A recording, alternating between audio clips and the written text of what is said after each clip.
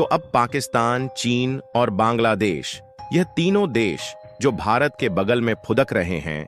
इनको कड़ा संदेश देने के लिए भारत की तरफ से अब तक का सबसे बड़ा कदम उठाया जा चुका है।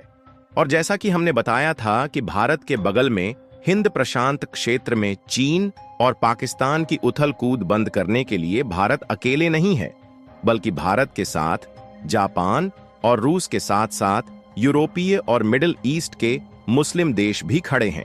और इसका नमूना भी अब हम लोग के सामने आ गया है, क्योंकि खबर निकल कर आ रही है कि हाल ही में यूरोप का मोस्ट पावरफुल युद्धपोत विमान वाहक, जो कि राफेल विमान से भरा हुआ है और न्यूक्लियर युद्धपोत है, वह इस समय भारत के एक इशारे पर हिंद महासागर में पहुंच चुका है। और इस वॉरशिप्स को किसी और ने नहीं बल्कि फ्रांस के द्वारा भेजा गया है, जिसके साथ भारत की राफेल मरीन फाइटर जेट खरीदने की बातचीत चल रही है। आखिरकार अचानक से यूरोप के सबसे ताकतवर युद्धपोतों को अचानक से भारत ने क्यों बुलाया है, और साथ ही इससे जुड़ी सारी जानकारियां आसान शब्दों में इस वीडियो में समझेंगे।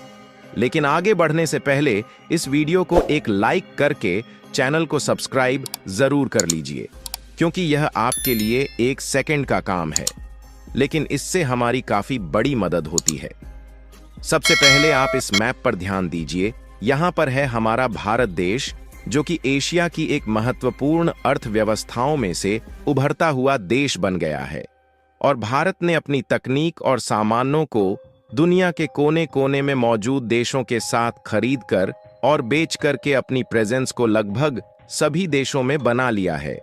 इस मैप में ध्यान दें तो जो यह डार्क ब्लू कलर से हाइलाइटेड एरिया है, यह है इंडियन ओशियन, यानी कि हिंद महासागर। वैसे तो इंडियन ओशियन दुनिया का तीसरा सबसे बड़ा महासागर है, लेकिन यह महासागर सिर्फ मछलियों और मोतियों का घर नहीं, बल्कि यहां से गुजरता है दुनिया का 60% व्यापार। यानी कि अगर यहां ट्रैफिक जाम हो जाए तो दुनिया की आधी अर्थव्यवस्था पानी में डूब जाएगी।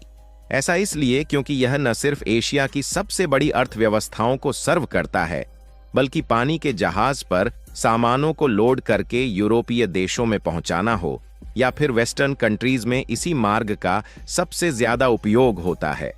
और हिंद महासागर की इसी व्यापारिक जरूरत के कारण इस एरिया में केवल एशिया ही नहीं बल्कि कई देशों की मिलिट्री और युद्धपोत मौजूद रहते हैं। यहां तक कि आपको जानकर हैरानी होगी कि सभी महासागरों की बात छोड़ दिया जाए और अकेले हिंद महासागर को देखा जाए तो केवल यहीं पर दुनिया का 40% आयल रिजर्व मौजूद है।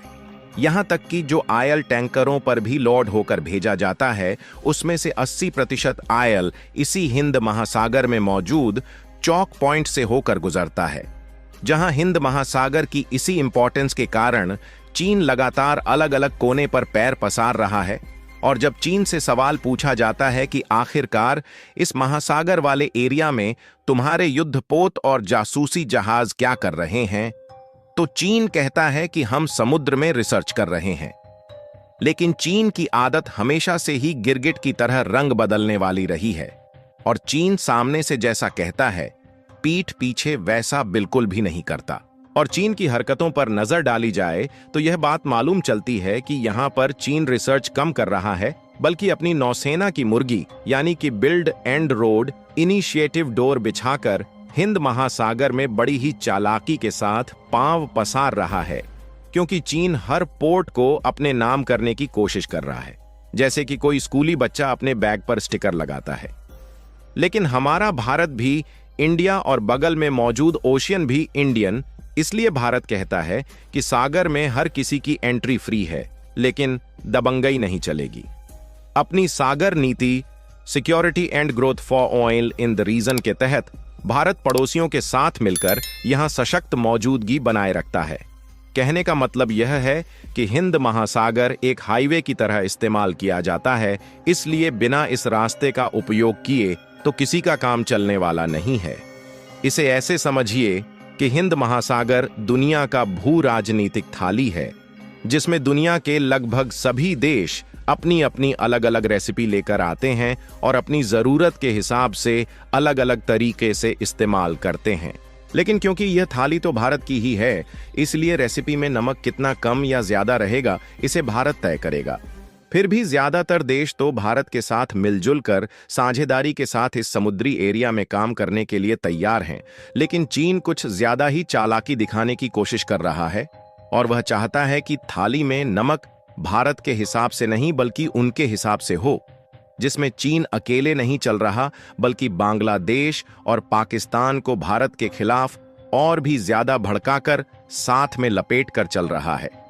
क्योंकि अगर आप इस मैप में देखें तो भारत के वेस्ट नॉर्थ साइड में पाकिस्तान देश है और यहां पर दूसरी साइड भारत के बीच में घुसा हुआ है बांग्लादेश।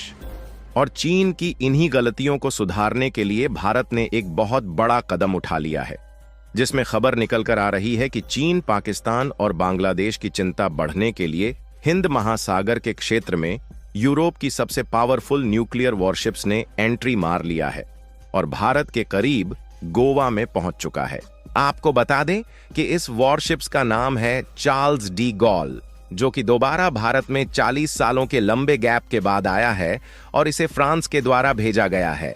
बताया जा रहा है कि यह वॉरशिप्स पहली बात तो न्यूक्लियर वॉरशिप्स है और दूसरी खास बात यह है कि इस पर राफेल लड़ाकू विमान का बेड़ा लदा हुआ है। बताया जा रहा है कि जब यह विमान वाहक स्ट्राइक ग्रुप हिंद महासागर में भारत पहुंचा तो भारतीय नौसेना ने बहुत ही खास तरीके से इसका स्वागत किया। यह युद्धपोत एक तरीके से एयरक्राफ्ट को और बाकी के हथियारों को एक जगह से दूसरे जगह ले जाने पर और टेक ऑफ एंड लैंडिंग कराने पर भी उपयोग में लिया जाता है, इसलिए इसे फ्लोटिंग एयर फोर्स भी कहा जा सकता है,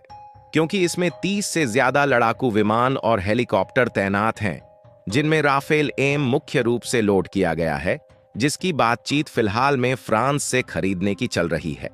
जो कि जल्द ही फ्रांस से खरीदकर भारतीय नौसेना को सौंपे जा सकते हैं। आपको बता दें कि जो स्ट्राइक करियर ग्रुप भारत पहुंचा है, इसमें इस युद्धपोत के अलावा escort warships, logistics support warships और एक पनडुब्बी के साथ साथ कमांड और कंट्रोल सेंटर भी शामिल है। लेकिन सवाल खड़ा होता है कि आखिरकार यूरोप के सबसे ताकतवर युद्धपोत विमान वाहक को हिंद महासागर में इस समय क्यों भेजा गया है। तो इसके लिए आपको बता दें कि यह चीन की दादागिरी को खत्म करने के लिए एक कड़ा संदेश देने के लिए भारत आया है। साथ ही यह भारत के फाइटर जेट्स और युद्धपोत के साथ मिलकर गोवा के तट पर युद्ध अभ्यास करेगी,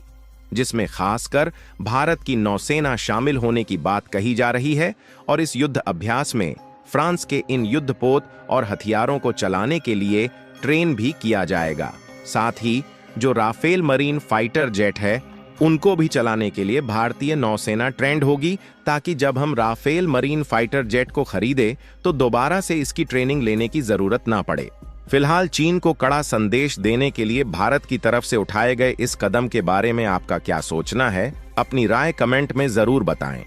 और इस वीडियो को एक लाइक करके अपने मित्रों तक शेयर जरूर करें, ताकि उन्हें भी जानकारी मिल सके। इसी तरह और भी नॉलेजेबल वीडियो देखने के लिए चैनल को सब्सक्राइब करके बेल आइकन को ऑल पर जरूर सेलेक्ट करें।